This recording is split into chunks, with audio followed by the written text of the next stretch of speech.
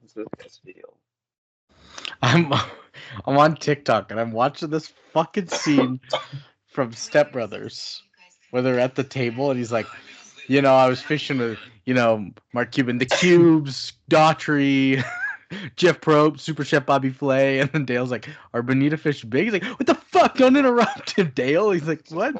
What's this guy's deal?" Step Brothers has those little moments in there that are so underrated. Adam Scott's so good in that movie as a douchebag. He's always good.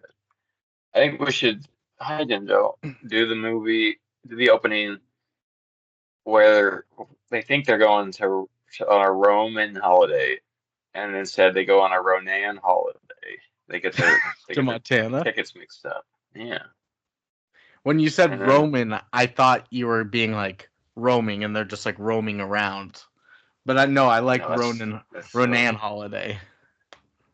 They got their tickets mixed up, and then they have to like, "We are here. You can be the wife."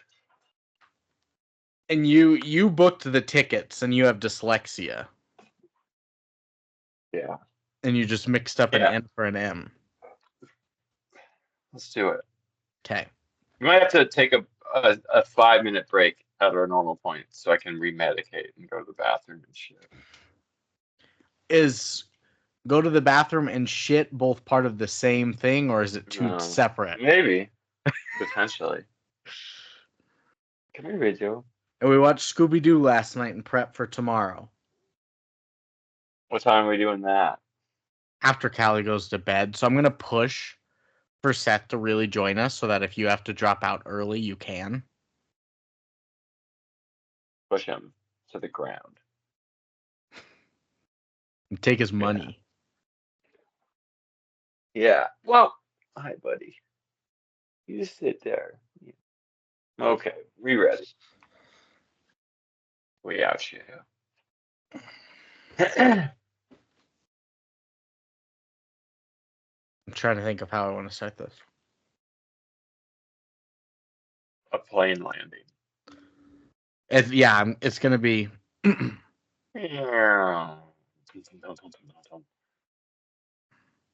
Now, bingo.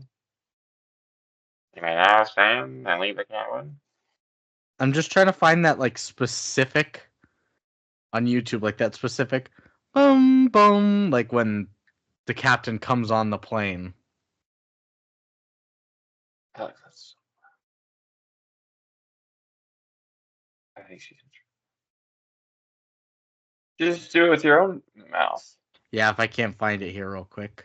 So you're sitting in the back of the airplane and you hear this. And you think,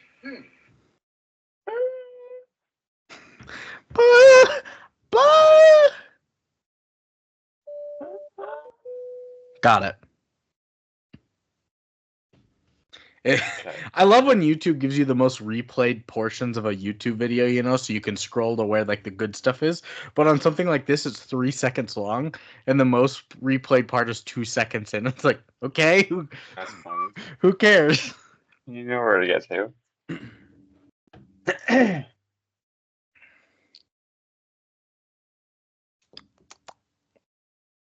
That's good. All right, you ready? Yeah. Okay. All right.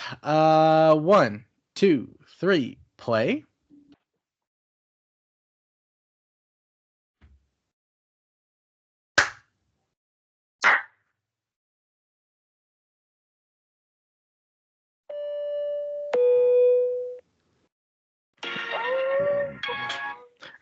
This is your captain speaking. We're just telling everybody to put on your seatbelts. We're going to be descending into Montana in about 15-20 minutes. It's been a quick flight here from Colorado, and we'll make it air shortly.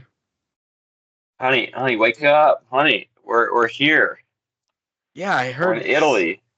I heard something about 15 minutes. That was fat. How long was I asleep? You did take a lot of Xanax, but not very long, honey. Although this doesn't look like the Italy I grew up in. We're going on a a Roman holiday. That's what I thought when I booked let these you tickets. book the tickets. I trusted But you. I've only been asleep for an hour. native My man watch next to tells me. this. Where are we going from? Where are we coming to? We're He flying. said we're coming to Ronan. Oh no! You dyslexic ass! I let you book these tickets. I don't have Denver to Rome. dyslexia. I have leukemia. That doesn't excuse you messing up our vacation. My cancer is attacking my blood cells, honey. You know this. What are we gonna do in Ronan? What Oh, kind I of need food? to find a blood doctor immediately, and then I don't know, maybe an Indian taco. Oh, I do like that. Yeah, Yeah. I love me some fry bread. You know what? This could be a good trip. Oh, fuck! He died. The Chiefs are playing. The cancers took over his body. Now I'm stuck in Ronan. Ronan holiday.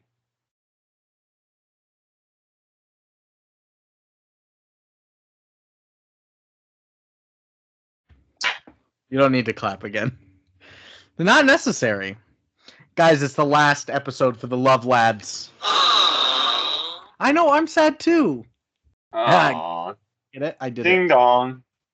Ding dong. Knock knock.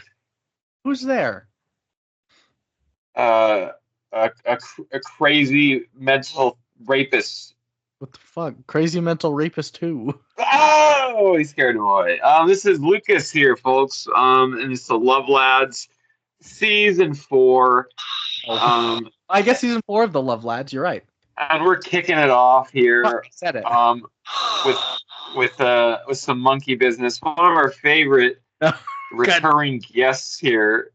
But before we get into all that, Brandon, I think, contrary to popular belief, you prepared a couple of questions. First question. Do you like having my former roommate and high school grad as a guest on? Yeah. Next question. Do you like the song Breakfast at Tiffany's? By Deep Blue Something.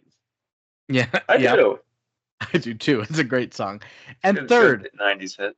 Do you like taking an injection sedative in a random country? Now that you could needle me to do. There you go. Good one. Well, if you've answered yes to liking my former roommate and high school graduate as a guest on the show, if you like getting injections of sedatives in a foreign country, or if you like the song Breakfast at Tiffany, you've come to the right place. This is the good, the bad, and the movies. Lucas here. Brandon here. We're getting this thing kicked off with a little movie. With a guest. Yeah. I didn't know you used to live with this person. It's Sydney. Do you used to live with this person? Sydney, yeah. She lived with me for 8 days. In that Sussex house, there were 6 of us that were going to move in together. The first 3 of us showed up a couple days beforehand. 4 of us, and then she couldn't handle it anymore. She moved out. It wasn't like 8 days. It was like maybe 3 weeks, but it wasn't long. Because you all hit her, if I remember right. No. But the rules also could apply to Seth, a former roommate and high school graduate of mine, Hunter Hash. But she is trapped under water. No, she's a not shark bitter internet. That's Kelly. Seth decided he wasn't going to make it because he might have had a date. He never told me how it went. He said it was with some bitch from work, but it's okay that he calls her a bitch because that's her pronouns. That's how they refer to each other in Texas. And Sydney had an unfortunate thing where she had to fly out to Boston. I think she flew out to Boston to be with her dad, who ended up in the ICU. So we're going to reschedule her for something. She was very excited to join us. She just realized she couldn't fully devote her attention to us and do what she wanted to do on here while being preoccupied with her father. So, just me and Lucas today, and we got a masterpiece for you. A gruesome twosome. It's Ronan Holiday The Treacherous Trio. with Theo. The Deceiving Duo. The Dog what's a fucking duo. no. What's a Q word for quad? A Quail fucking No, quad. it can't all be fucking things. But we watched not a Ronan Holiday. We watched our second oldest film to date, Roman Holiday from 1953. It was beautiful. Have you seen? No. You haven't Well, watched I it did before for coming this. in? Okay. I did watch. It was like 5 days ago, and then I got sick. Yeah, it was like 8 days ago for me because I we were remember a lot planning of it. this for last Sunday, and now it's. Truth be told, we're recording this today, and tomorrow we're recording Scooby-Doo. I've got a ton of editing to do, and you're sick in the mind. Sick and twisted individual, but we soldier on. And we're drinking beers. I actually have a smoothie, a wild berry smoothie from Great American Bagel here in Billings. I left it on the counter. It melted. We had to put it back Gab. in the freezer, and now it's here. It's okay. I've also got a poppy seed on my tongue. That can get you arrested for drugs. You know what else could get me arrested? I saw the Montana Congress today was trying to pass a bill where anybody who administers an mRNA vaccine, so like a COVID vaccine, will get a misdemeanor, and if you do it enough, you get sent to jail. Good. The bill failed. Enough of that. No, it failed. I think our creepy doctors should quit injecting our children, Brandon. We've already done With our whatever COVID episode. filled things that we did. I will be venturing out to get a Diet Dr. Pepper shortly, but I've also got a water. I usually don't drink out of plastic water bottles, but mine upstairs I need to wash because Callie backwashed into it a lot. And so I'm going to just drink out of a plastic one. Does your kid wash your water bottles? No, she's got backwash in it. She spits. Child labor. No. So, I hadn't seen Roman Holiday either, actually. And so this is a nice... Had you heard of it? Yes, I had heard of it. And I knew it was a Hepburn film. I hadn't even seen any Audrey Hepburn either, so I was excited to dive in. So let's dive in. Splish. Nice. Ding dong. Oh, weird pool. Sound. Our director of Roman Holiday, his name's William Wyler. And Billy Y guy. This guy is old as hell. His first directing credit is in 1926. A silenty. Called Lazy Lightning. But this guy's done some big shit. He's also done Dodsworth. I don't know. Yeah. He did Wuthering Heights. He did The Letter. The Little Foxes. He did The Best Years of Our Lives. That's an Oscar winner. That's right. He did Mrs. Miniver. He did The Heiress. He did Detective Story. He did Friendly Persuasion. The Collector. Funny Girl. And probably his most regarded work of art is Ben-Hur. He directed Ben-Hur. Yeah. The old one, not the one that came out like 6 years ago. Yeah, that one was apparently horrendous. I've never seen either Ben-Hur, but I heard it was horrendous. Ben-Hur, I hardly know her. There you go, yeah. But Ben-Hur is tied for the most nominations at the Oscars of all time. I think it had 14 noms. It's they ride around in chariots and stuff. And they say lines. Emilia Perez has 13 Oscar noms. That almost tied the most ever. Did you like it? I did like it. I thought it was good. You might. Yeah, I think I'm gonna as well. I have to knock a bunch out this week. I'm done with coaching though, but now I'm sick. So you got time. Well, take a couple sick days, watch all the Oscar nominated movies. Actually, you've seen a lot more than I have. Num is what I say because they're all pretty good and yummy. Except The Brutalist is 3 hours and 36 minutes. Why is nobody talking about that? It might be a skip, but it might win it all. It might win a skip. Yeah, I don't know. That's movies. He's in the Holocaust. Yeah, Adrian Brody's always in a Holocaust movie.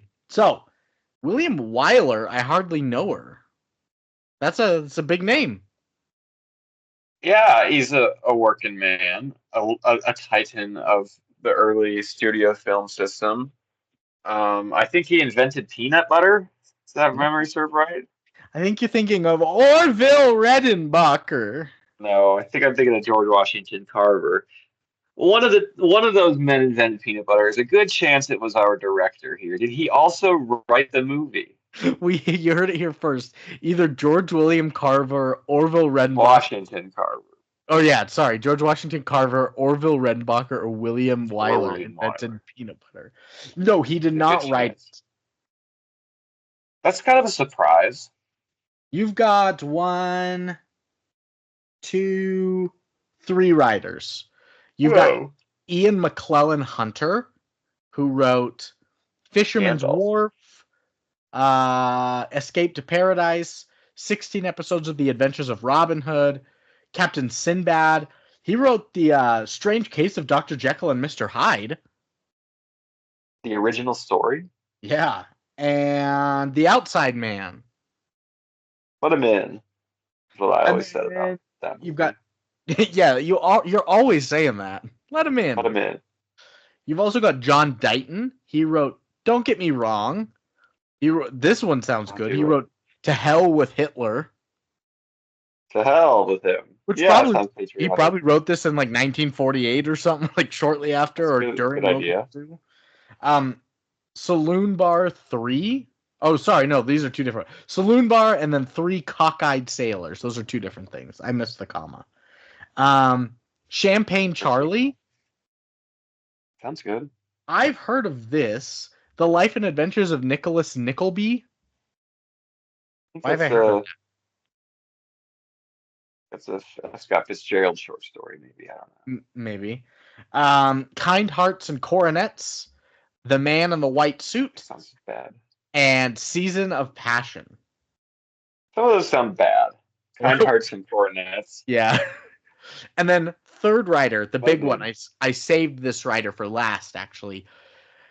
It's one of the Big Ten back in the day. It's Dalton Trumbo. It's Bryan Cranston. It is Bryan. Away in his bathtub. You ever see Trumbo? No. Not my kind of flick. I watched Trumbo at Auntie Danelle's house. And it was late. It was a good movie, but it was hard to stay up through being late. Especially when, kind of like when I watched Mank, how I didn't know, like, the original, like, all this old Hollywood storyline. I didn't like Mank. Yeah, it's a very droopy movie. A droopy performance. And Dalton Trumbo. Yeah, we'll get into Dalton Trumbo, but he's written Road Gang, Tugboat Princess, A Man to Remember, Kitty Foyle, A Gun Named Joe, Gun Crazy, The Brave One, Spartacus, Exodus, The Sandpiper, The Fixer, Johnny Got His Gun, a lot of gun stuff, and Papillon. Stuff, period. A lot of stuff, period. Working so much. Take a day off. We'll get into the Trumbo stuff. I've got some of his history. Yeah. And then a cast. Our main man. What's so bright on you right now? What was that? A lamp. A lamp. Our leading man is Gregory Peck. Atticus Finch himself. Oh, he was Atticus Finch. That's only how I can ever see him. Young Atticus. Then you've got Audrey Hepburn. It's Atticus Finch's fake wife in this movie. That's all I can see her as. Eddie Albert. It's Atticus Finch's friend. That's all I can see him as. Hartley Power. Yeah, good name. Yeah, who did Hartley Power play? I don't remember. I just wanted you to keep doing Atticus Finch adjacent. I know. Harcourt Williams. Good name. Margaret Rawlings. Tullio Carminati. Yes, they have good names back then. That probably all either- staged names. Tullio Carminati either had to be the Mario Barber guy or the doorman for. Was this Tullio a male's name, you think? I think so. And then you've also got Paolo Carlini. That's got to be the other one. That's the two Dagos. Yeah. Yep. Pretty much. I don't even know. I only know Gregory Peck and Audrey Hepburn. I didn't even know really Eddie Albert, but He's got a familiar looking mug to him. yeah. He played Third Banana in a couple of old-timey classics. Here, he's got a good-looking Yeah. mug root He's got a beer. good-looking mug group here. He's got leukemia. No. There's nobody in this cast who's alive, right? No. They'd be long dead. No, I mean, it's a They'd be chance. If they were born the year it came out, they would be 72. And there was like there was nobody that was like younger than 20 in this, except I guess maybe those kids that were at the fountain when they tried to steal the. They died in Vietnam. Oh right, shit. Yeah, they would have to be. Everyone in this film would be 80 or older right now, but all the main people would be 95, 93 or older. So Plus. probably they're not going to be alive. A plot. Yeah. Holiday Oh, I got you. in Rome. An ensconced journalist meets an absconding princess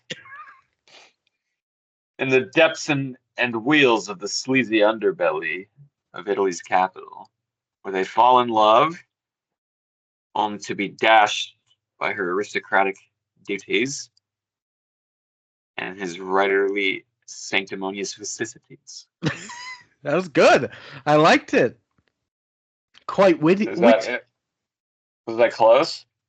A bored and sheltered princess escapes her guardians and falls in love with an American newsman in Rome. That's what I said. Yeah, you nailed it.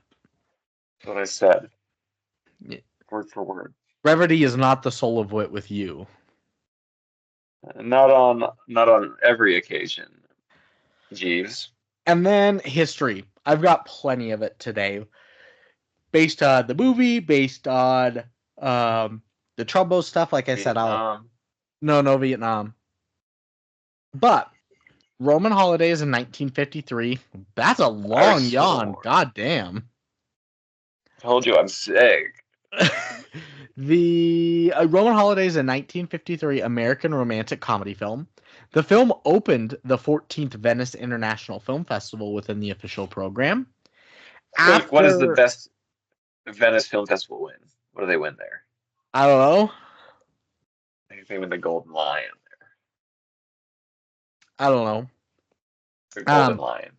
After Cary Grant had declined the initial offer for the role of Joe, casting went with Gregory Peck.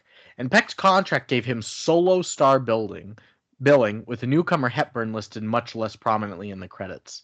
Halfway through the filming, Peck suggested to director William Wyler that he elevate her to equal billing, an almost heard of gesture in Hollywood at the time, due to how strongly he felt about her performance. What a mensch. Mr. Atticus Finch is a classic Atticus movie. A bestest mensch. Advocating for the women. Yeah. What a mensch. And Cary Grant was in. He's been in a lot of shit. I'm thinking of one in particular, but it's not that. Like an Old Lace. No, it's not that. The Philadelphia North Story. by Northwest. The Philadelphia Story. Yeah. Another great love triangle rom-com, actually. Very good. Very, very good. I think that one's set in Philadelphia. I'm gonna go blow my nose. I watched that with Kevin Lamb in Intro to Film class. No, not boo. Don't boo him. Oh, he muted himself. That's why I couldn't hear him boo. Which is probably smart if he's gonna go blow his nose, just so he doesn't do like that peeing incident during the bracket. But yeah, Philadelphia Story. Check it out. It's old, but Cary Grant's fantastic in it. One of the original rom-com love triangles. So to continue with the history, like I said, I was going to talk a little bit about Trumbo.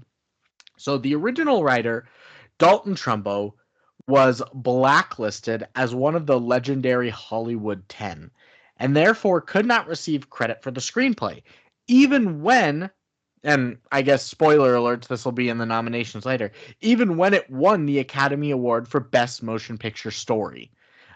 Instead, his friend and co-writer Ian McClellan Hunter took credit for the original story and accepted the Oscar. Hunter did, however, pass on the $50,000 payment he received for the job onto Trumbo. And Trumbo's name was reinstated when the film was released on DVD in 2003. And on December 19th, 2011, full credit for Trumbo's work was restored. Wow, I'm sure he appreciates that. From his grave. Was he a commie? Was that why he was blacklisted? That's what I was looking up. The Hollywood 10. Whoops. The Hollywood They have no 10. been commies. Famous for refusing to testify before the House Un-American Activity Committee during the Cold War. Oh, yeah. Yep. So. Oh, yeah. Red Scare shit. Well, admirable for him then. They didn't say that they were commies, but they weren't anti-communist. Well, and they weren't in solidarity with the rest of them. I think famously, Elia Kazan, the director, snitched on a bunch of people, and everyone hated him for it. Interesting. For being commies. So Frank Capra. I think it was Elia Kazan. Finally, it all rolled around. It all worked for Trumbo after he was dead. Yeah, he appreciates it. He told me so. He texted me. And then the last little part, in 1999, probably our oldest one in this list, Roman Holiday was selected for preservation in the United States Film Registry by the Library of Congress as being culturally, historically, or aesthetically significant. The film is considered one of the most romantic films in cinema history. The AFI lists the film at number 4 in its AFI 100 Years, 100 Passions, and at number 4 in the romantic comedy category in AFI's 10's top 10. Due to the film's popularity, both Peck and Hepburn were approached about filming a sequel. However, this project never got off the ground. But like Parisian Holiday, probably. Yeah, Croatian Holiday. They got good beaches in Croatia. Berlin Holiday. Ooh.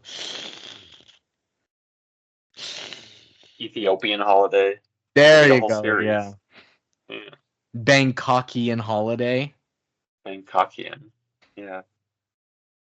Lady boys abound. So, all of that.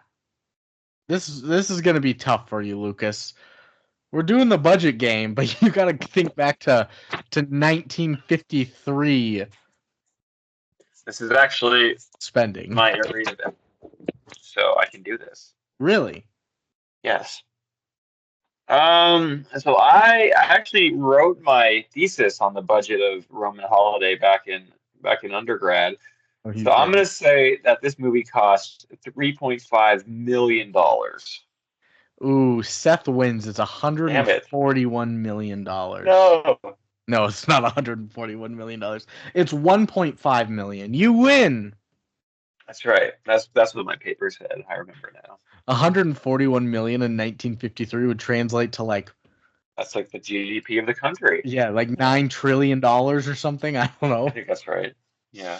So 1.5 million. This opened on September 2nd, 1953. A good year. I think that was a Friday, if I remember right. I'm going to say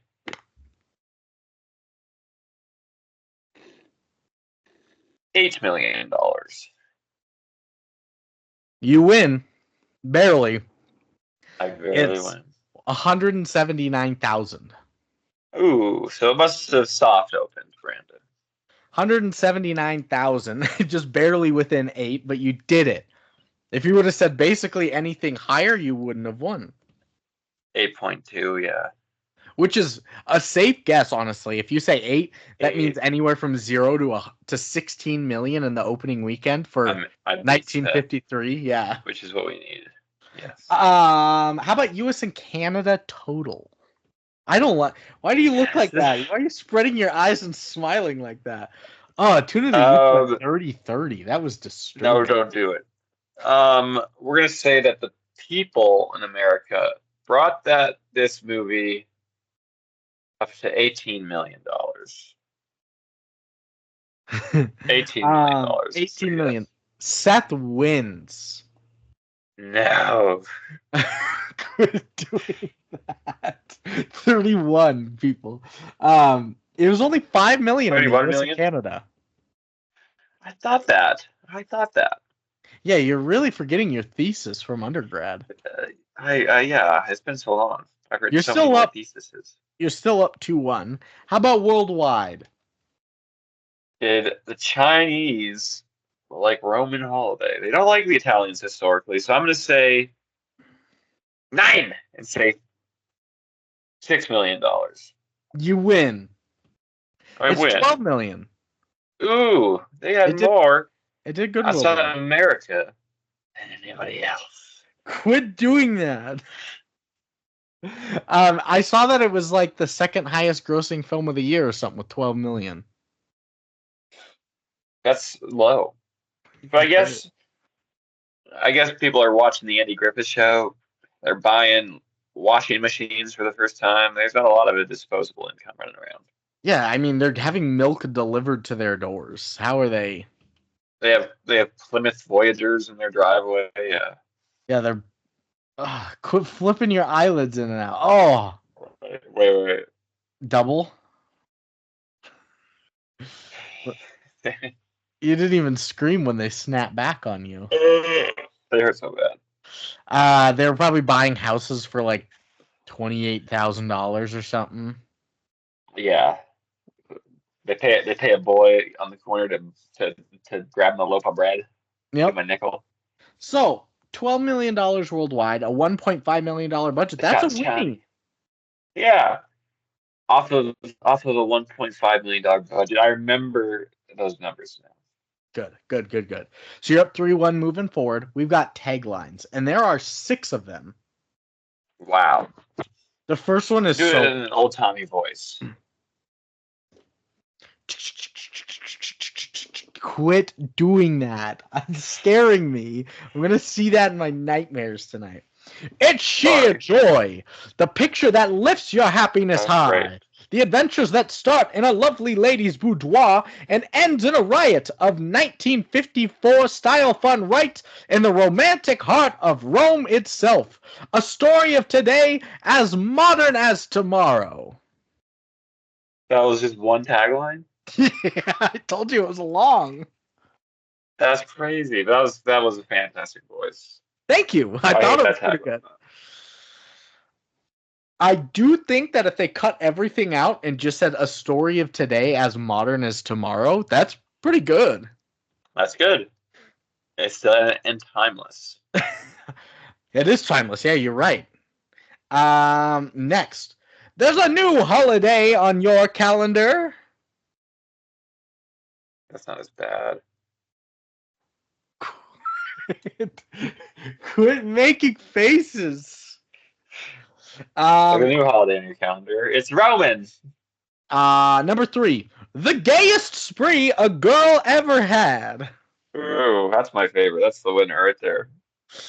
Number 4. I kind of like this one too. Live, loved, and filmed in Rome. Well, loved and laughed in Rome. Number 5.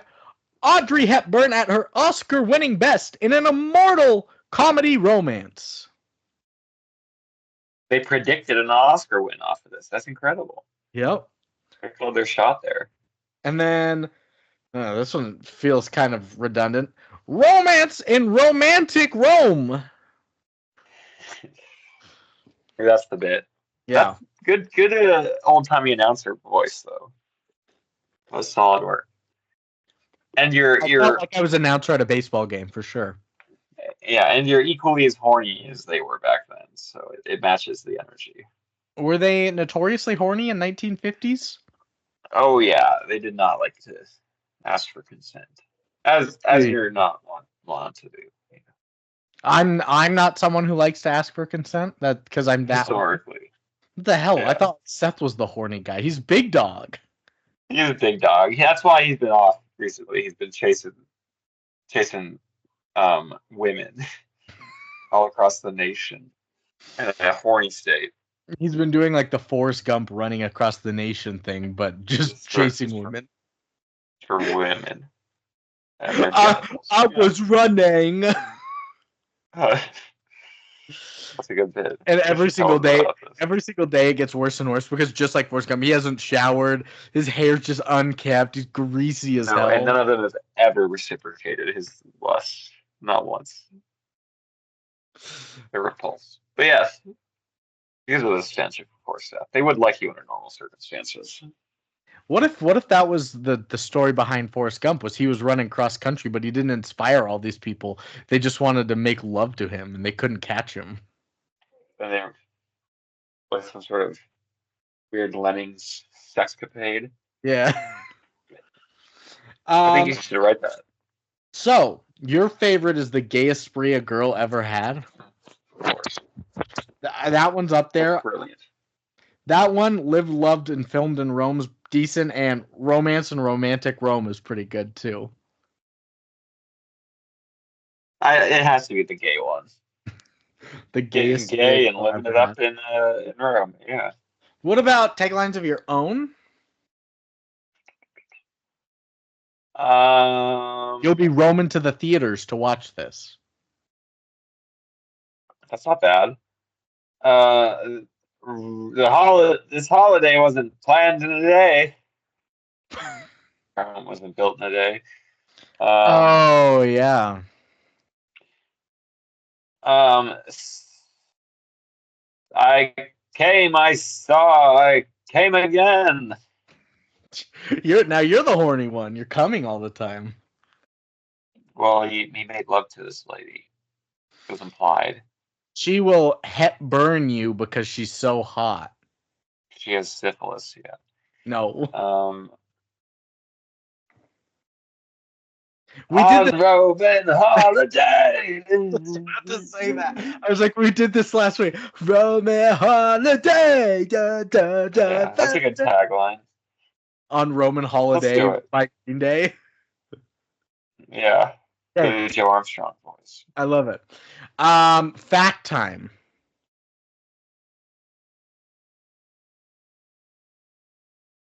What are you cracking your neck or what are you doing? No, I was insinuating an epiphany. Ooh, two good ones. Fact today.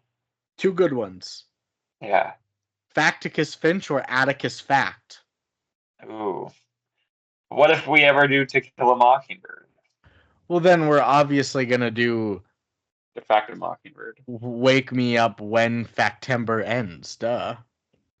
We could do a Green Day song. You're right. Just more Green Day. Facty instead of Dookie. No, we're not doing Facty. Unless if the fact name is Facty instead of Dookie, I kind of like that. American Factiot. 21 Facts. Oh, I forgot about that. 21 Facts. That's one of their late songs. Yeah. That song was huge, though. Audrey Hepburn is a pretty easy one. Audrey Hepfacts. The Roman Facticeum. Gregory Fact. Did you just say slavery fact? No, Gregory Fact. Oh, I was like, whoa. There weren't any slaves in this. Alex said the Pope's gonna die. Oh, so shit. we could do conclave facts. Conclave facts. I think we should do I think we should do Facty instead of Dookie. Facty instead of Dookie. Is that your? Yeah, he's in critical condition. Oh shit! Billy Joel Fackstrong. Only the facts die young. Ooh, only the facts die young. No, we got to do Facty instead Hold of on, Dookie. Faxley. Only the Well, facts don't let die go. young. Facty instead of Dookie. Let's do it.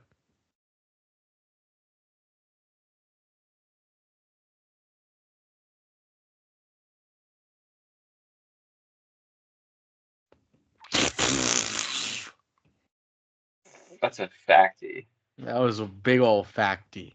I've got a decent amount of facts, I think. 9. I've got 9 facts. You fact it up, boys.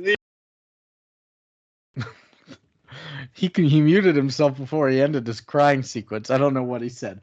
First Facty instead of Dookie is that when Gregory Peck came to Italy to shoot the movie, he was privately depressed about his recent separation and imminent divorce from his first wife, Greta Kukkonen. However, during the shoot, he met and fell in love with a French-born woman named Veronique Pisani, whom he married. So he found his own little love amidst all of that anyway. Isn't that beautiful? Did they last? I don't know. I think they did, but I don't know for sure. I'll look it up. That is cute, though. That is cute. Next, Paramount originally wanted to shoot this movie in Hollywood. William Wyler refused, insisting it must be shot on location. So Paramount finally agreed, Okay. but with a much lower budget. This meant that the movie would be in black and white and not the expected Technicolor, and he would need to cast an unknown actress as the princess. So they landed on Audrey Hepburn. Unknown Audrey Hepburn. Yeah. Yeah, they were married until 2003 when they died. Nice. They both died in 2003. They killed each other. Shit. Tryst. That's a good. They really loved each other. They really did. Until the tryst. Next, after filming, Gregory Peck informed the producers that as Audrey Hepburn was certainly going to win an Oscar for this, her first major role, he had better put her name above the title. They did, and she did. And the rest is, as they say, geography. Holiday. Next, the Roman summer was stiflingly hot, with the temperatures in the high 90s. Crowds swarmed over all the locations, making huge impromptu audiences for the actors. Meanwhile, Italy itself was beset with clashes between political parties that resulted in strikes and unrest that threatened to disrupt production. Really Ishtarian summer, if you will. Yeah. Political strife, yeah. Women.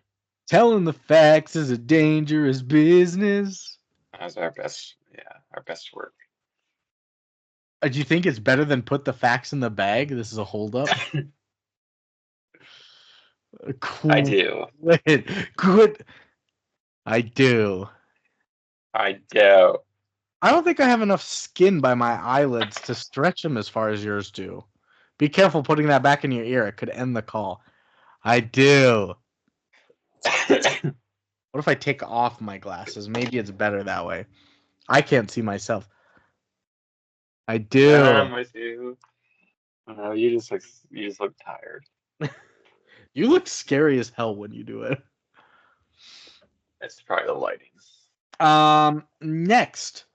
At the end of production, Paramount Studios presented Audrey Hepburn with her entire wardrobe from the film, including the hat, the shoes, the handbags, and the jewelry. They were intended as wedding presents because soon after production, Hepburn ended her engagement to James Hansen, a businessman. Wow. Later became Lord James Hansen, comma, the businessman. Yeah. Yeah. Interesting. I believe she married Fred Savage later on. She did not marry Fred Savage. Yeah, she was Audrey Savage for a moment. Which one's Fred? Is he Wonder Years or is he Boy Meets World? Which one's Ben? I think he's Wonder Years. Yeah, he's So- Wonder Years. So Ben is Boy Meets World. BB. I'll Yeah. remember. Okay. You don't remember it? Next, the Leeds tandem use of the Italian Vespa two-stroke scooter kindled an unprecedented public interest in the vehicle after the movie's release. They sold so many They're Vespas. cool. They are cool. Zipping around little things. They are super cool. I like them. And it's perfect for every time I've seen something based in like Italy or Greece or something, they're always on Vespas. They're just I think huge. that's just. I think that is Europe. Yes. You're either on a Vespa or you're like, if you're in like Or you're something like that. trafficking women. Yeah. No. Or if you're in like a place in like Italy or Greece or like Monte Carlo, you're driving like a Lamborghini or some high-end And sports. probably trafficking women. That's And they do that in Europe. Or like the tiny little compact like Fiat Mini Cooper looking Smart things. car looking things. Yeah, Yeah. they're always driving those too. Hard to traffic women in those. Next, the embassy ball sequence featured real Italian nobility who all donated their salaries to charity. The reporters at the end of the film were real too. Arrivederci, as they say. I don't think they say that for reporters and nobility. Arrivederci. Penultimate is that Weiler wanted an anti-Italian actress for the role of the princess, who was different from the curvy Italian stars of that area.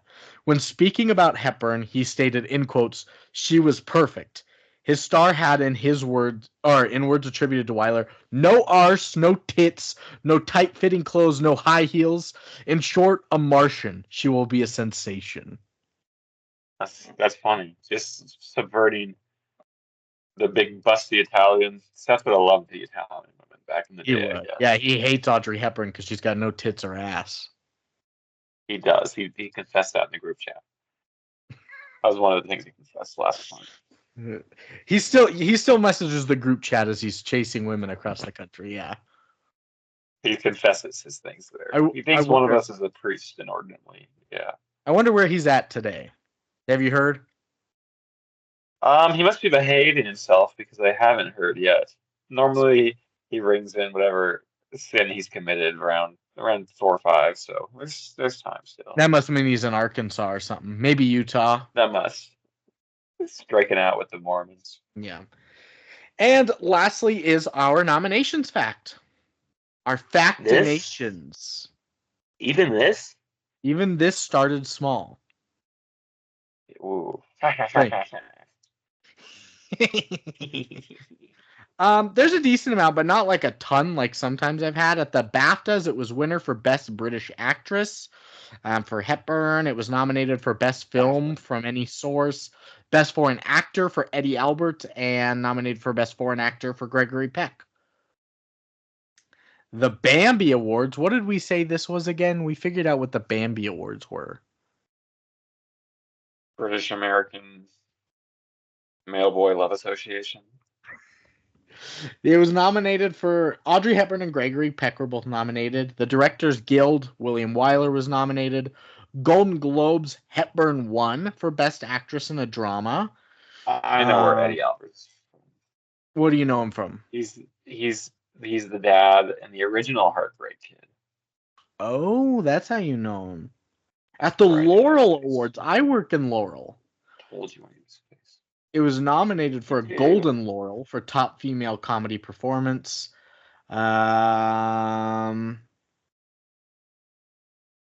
Venice Film Festival, we mentioned that. It was a nominee there. Writers Guild, it was winner for Best Screenplay. And then at the Oscars, it was the winner for Best Writing Motion Picture Story for Trumbo. Wow. Hepburn won for Best Actress in a Leading Role. It was What winner Trumbo for couldn't win. Best Costume Design in a Black and White Film. Nominee for Best Picture. Nominee for Eddie Albert as the photographer. They loved him. They gave him a nominee for Heartbreak Kid too, and he had like 4 minutes of screen time. They love him. Yeah, apparently. The angry performance. Yeah. Huh. Nominee for Gregory Peck didn't get a nomination, but he did. It's been a Wild. year. William Wyler got He's too nominated. goofy, I think, in this. Yeah. So it was nominated for Best Writing Screenplay, but it won for Best Writing Motion Picture Story. I don't know what the I think difference they was used, back then. instead of having adapted an original, they used to just have script and then like story. So like the actual writing of it and then like the concept or premise of it mostly. Okay. Nomination for Best Art Direction in Black and White, nomination for Best Cinematography in Black and White, and nomination for Best Film Editing. So noms in like all the big production categories, and then several wins for writing and Hepburn and costumes. I think Billy White was in deep with the Academy at this point. He's like the Coen brothers essentially then, right? So it was like everything. The new Billy Y movie's coming out. Oh yeah. Throw Line bones. it up. Oscar, you want an Oscar? Suck an Oscar's dick. Here you go. Yeah. Glebe it. Believe it style. Believe it. Do it. Believe it. So that's gonna end our facty instead of a dookie. Nicole? She's in Rome Yeah, having she's riding a Vespa. she's riding a Vespa. She stops at a cafe, has a beignet, drinks a That's Italian French. Okay. Italian coffee, An Italian soda. eats a croissant. But then she wrecks. She wrecks her relationship with Ricardo. You're right. Because he sees her at the cafe with another señorita, and they're drinking champagne without her. And she says, "No, Ricardo." Wait. You said he sees her at the cafe. She sees him at the She cafe? sees him, Okay. another woman. Throws her leche, as they drink in Italy, in his face. He grabs the quesadilla he was eating because they eat quesadillas there. He was eating a bratwurst. They have a big giant fight. She goes away in her BMW. He leaves. He leaves in his what you call it? His Italian sports car, the Mercedes. Whole big thing. What the fuck Ricardo, did you just no! say? So she's on holiday in Rome, and she wrecks her relationship with Ricardo when she finds him with another woman at the cafe. But the thing was, is they weren't even in a relationship. It wasn't cheating. It was a relationship. He was meeting this woman so that they could help design an ice cream cake for her because Nicole loves ice cream cake. And they always eat that in Italy. A tres leches cake is, as they say. Yeah, tres leches gelato cake. With a croissants and champagne. And yeah, so then he snaps and then they go their separate ways and they leave in their Italian sports cars. Yeah. Okay. Well, I think that's as good of any to. I saw Alex very briefly. Very briefly. I think that's as good of any time as to get into a holiday. Movie. Holiday. Yeah, a movie. A holiday. Movie holiday. Movie holiday. Movie holiday. Take a 5-minute long break so I can go poop.